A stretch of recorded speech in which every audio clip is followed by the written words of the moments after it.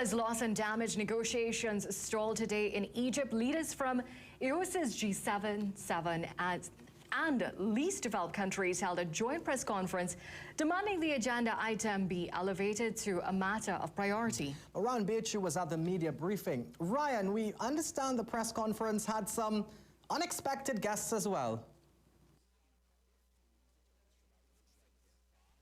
Yes, as we start coming to the end of this tunnel, some people are not seeing light. And that is a source of frustration for delegates, for observers, and for negotiators. Frustrated by futile talks at the negotiating table, representatives of almost all the developing countries called an emergency press conference on Thursday afternoon. Negotiations on the newest agenda item, loss and damage funding, headed for collapse tonight, with the disconnect and divide between developed and developing countries growing. The alliance of small island states, of which TNT is a member, G77 countries and LDCs were all represented. It is political as well as it's personal. Leaders say not establishing a loss and damage fund at this COP will be a betrayal, but confirmed they have not walked away from the negotiating table, but are instead calling for negotiations in good faith. But we are very clear from those countries that are worried or are anxious about liabilities and judicial proceedings. I think we can work around all those anxieties. The idea here is not to make any one country or group of countries uncomfortable or put them in an adversarial position.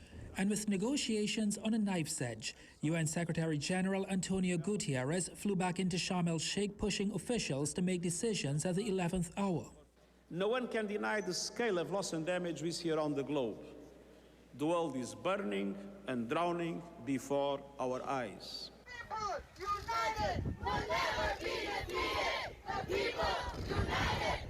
Outside, the cries of protesters penetrated the walls of the press conference room, with a group demanding climate justice. There cannot be climate justice without human rights and indigenous people's rights.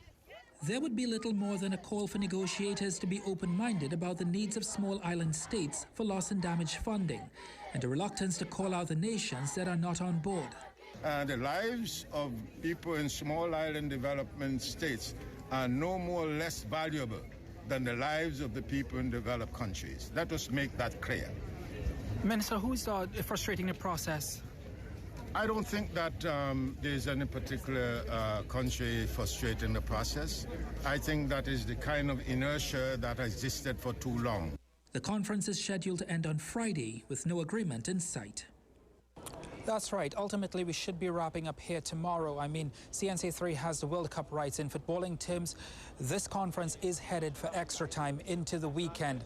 You know, Bhavita, Akash, this press conference today just shows you that negotiators are beginning to look at their watch. Fantastic work, Ryan. Ryan and Colleen doing amazing work there on the African continent. I mean, I can't wait to hear all these stories when they do come back. As they say, it's wrapping up. Yeah.